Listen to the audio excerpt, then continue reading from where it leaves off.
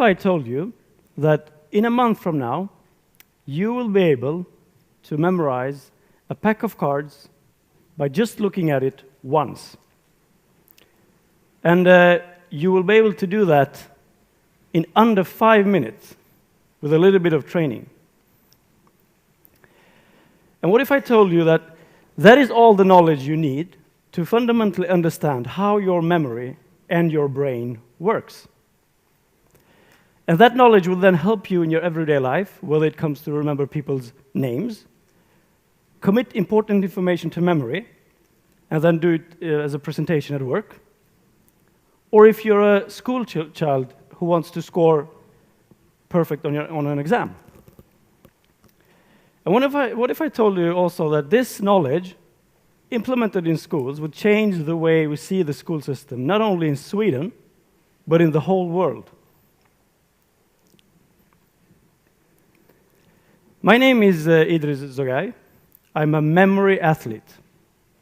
I'm not some kind of a superstar or anything. This is my alter ego.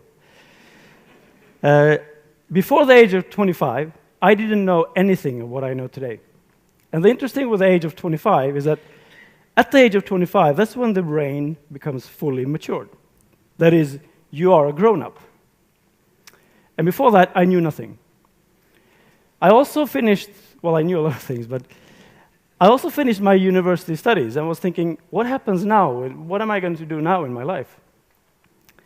I've always been very interested in traveling and getting to know other people, culture, etc. And that requires communication. So I was thinking, okay, I like a challenge, and I like to communicate with people, so I'm going to learn a language, a new language, something completely different from what I know now.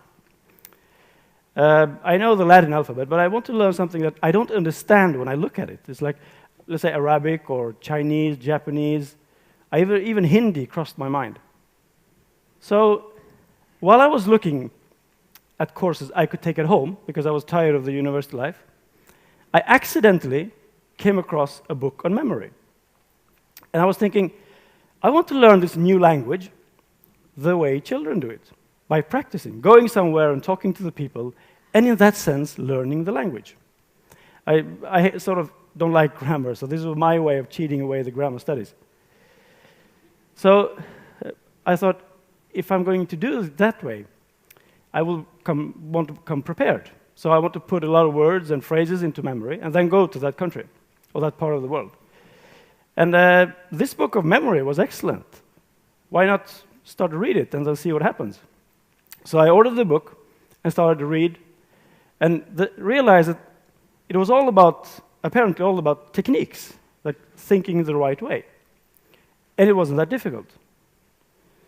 I was very picky with the language I wanted to learn, so I was like reading the book, doing some exercises, and like several years went by, and I didn't find any language to select. But in the meantime, I was doing these exercises and getting gradually better. And another interesting thing about this book was that at the end chapter, this person talked about that you can compete in memory. And I was thinking, what? They have competitions in memory? I mean, this guy, Dominic O'Brien, had won the World Memory Championships 6 times, so he knew what he was talking about. But it was still competing in memory. And I was looking at the levels he suggested that you complete, and I realized, hold on. During this training, I've actually reached many of these levels.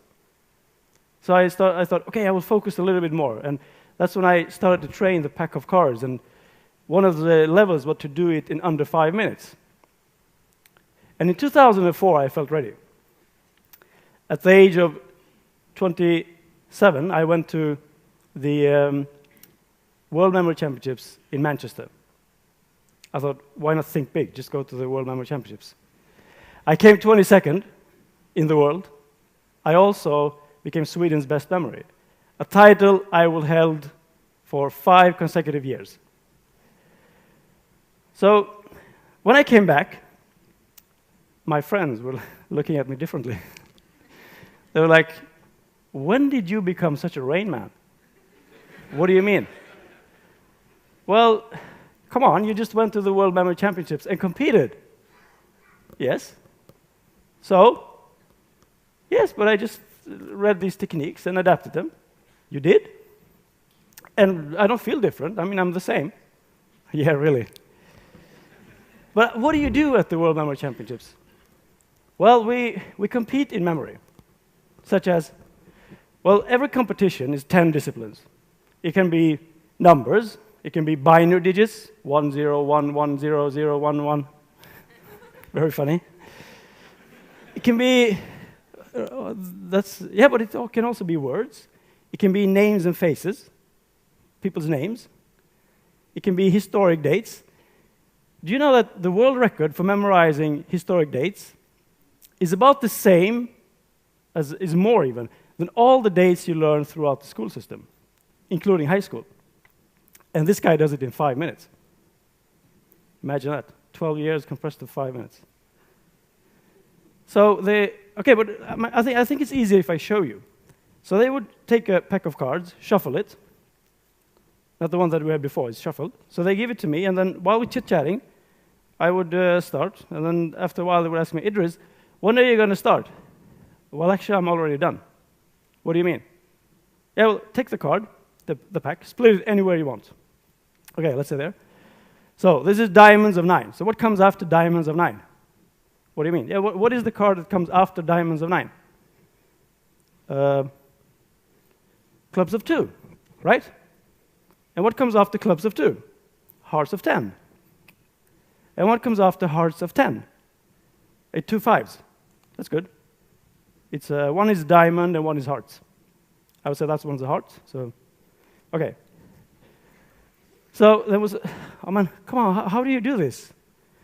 Well, it's just about adapting techniques. And actually, I think it's easy if I show you with an exercise. Okay. Look at these 2 images. Do you see a connection between them? I'll give you a hint.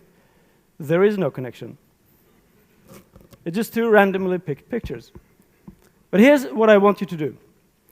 I want you to make a fun, vivid, animated story.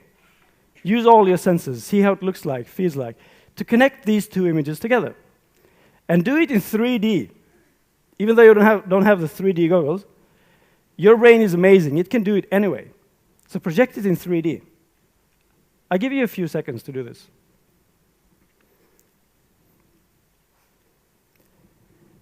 Here's how I would see it.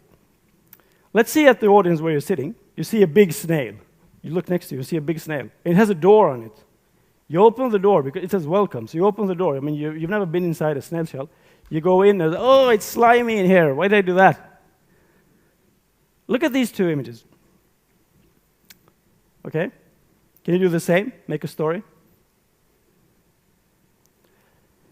Let's take the stairs where I came up.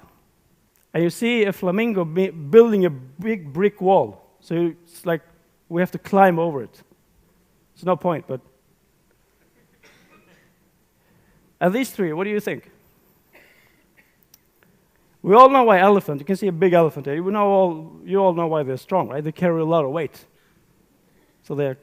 And you see a big giraffe up to the screen, and a skier, they're like, woohoo, I'm going to go skiing, yee-hoo! Down the giraffe's neck. Look up on the roof. The last one is a little bit obvious, right? Because you see reptiles, they like to be in the sun. It's quite common. So you might think, this is an obvious one. This one I will remember. And that's the dangerous thing, because obvious things we tend to forget. I bet I could find people in this room that don't remember what they had for breakfast.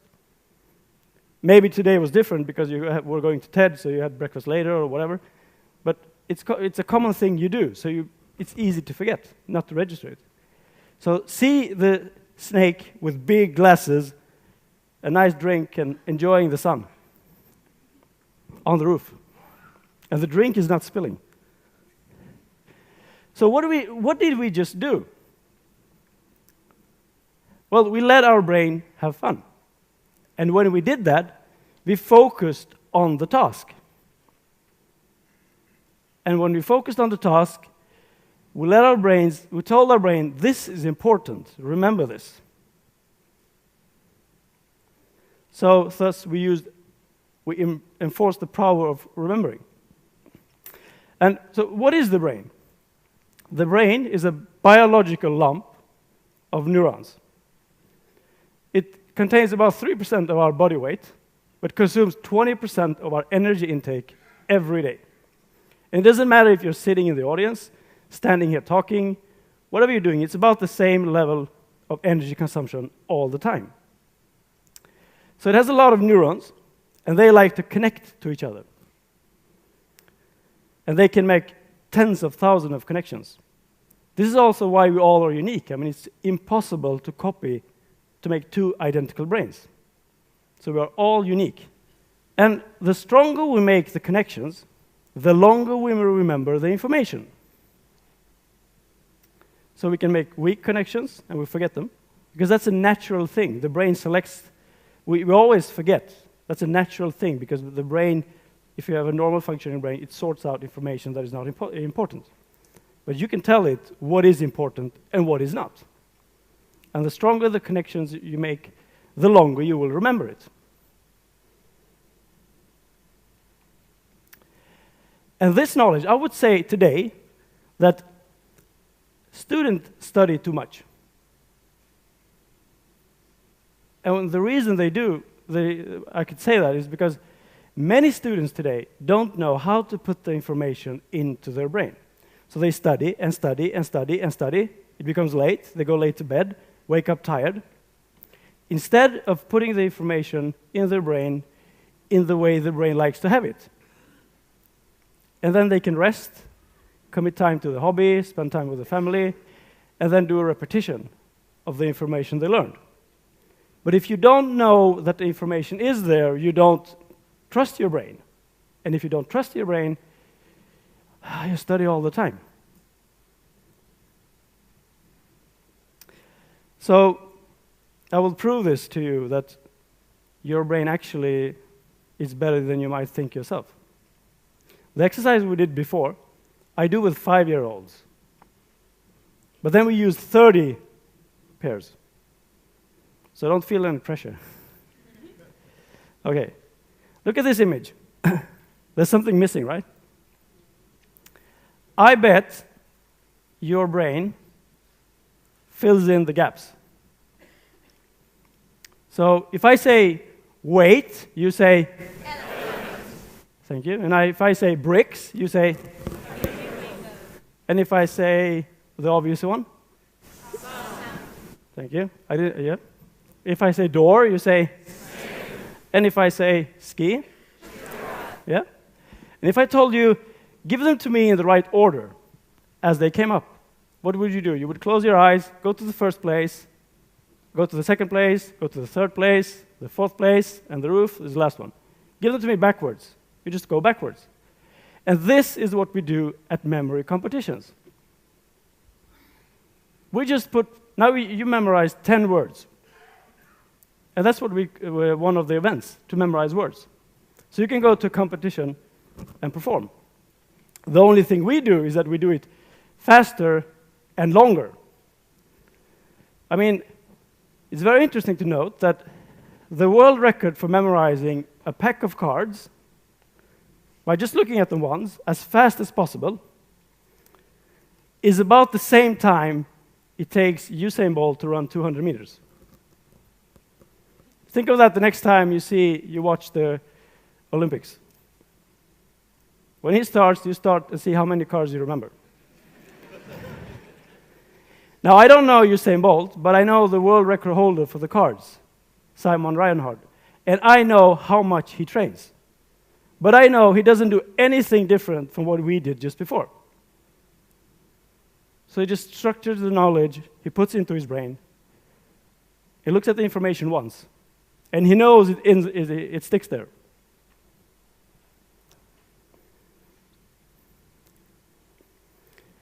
So it's all about having fun and letting the brain make strong connections.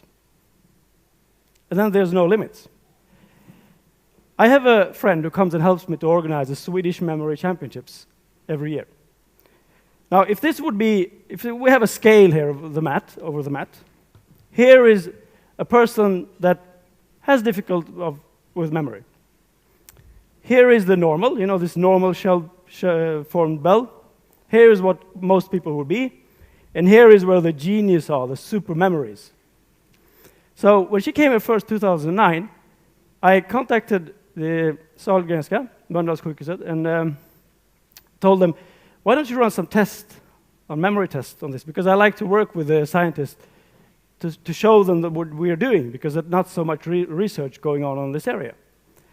And the guy who did the research on her, which is actually that guy, the same guy who did his paintings, Jakob Stålhammar, he said, like, Idriz, we have to redo the scale, because she's over there. She's outside of our scale. What she did is, like, way outside. We have to, how can you do this? Yeah, but you haven't studied what we do. Because it's like we would invent sports today, and all of a sudden people are running. Oh, they're moving so fast. But we're not doing anything else. We're just doing how the way working with the brain, how the brain likes to work. And the techniques are very old. I mean, the oldest one comes from the Greeks, the ancient Greeks. That's several thousand years ago. So we didn't invent anything. We just packed it into this. And it's the training that has done it. And you can start your training right here, right now. The next time you hear something you want to remember, make a fun story of it, and you will make strong connections. So happy practicing. Thank you.